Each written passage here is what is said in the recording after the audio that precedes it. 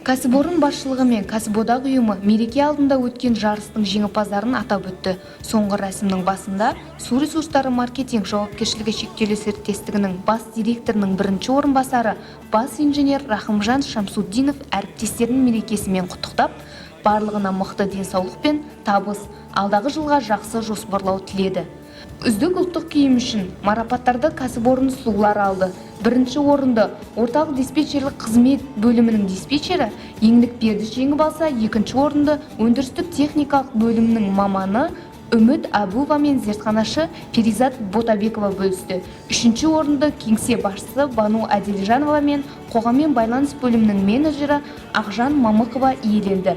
Тесті үздік дайындағаны үшін халықпен жұмыс жөніндегі қызметтің инспекторы Ақмарал Сәбденова және өндірістік техникалық бөлімнің маманы Мақпал Молдабаева марапатталды.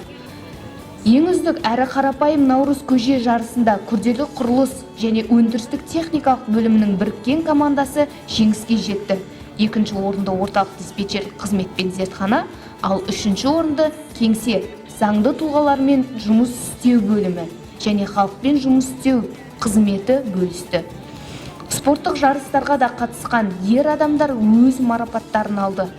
Шахматтан су өлшеу шеберханасының қызметкері Абил Қанат, ал нарды ойыннан халықпен жұмыс істеу қызметінің инспекторы Ғани Нұрмахан үздік ойыншы атанды. Салмақты көтерудегі ең мықтысы заңды тұлғалармен жұмыс бөлімінің инспекторы Әбду Махмуд Керімбаев болды. Ол гірді 75 рет көтерді. Арқан тартуда бақылау өлшеу құралдары және автоматика бөлімінің командасы бірінші болды.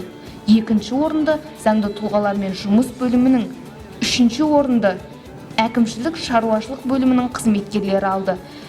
Лянгі ойынынан әкімшілік шаруашылық бөліміндегі Талантбек Қарабаев үздік атанды.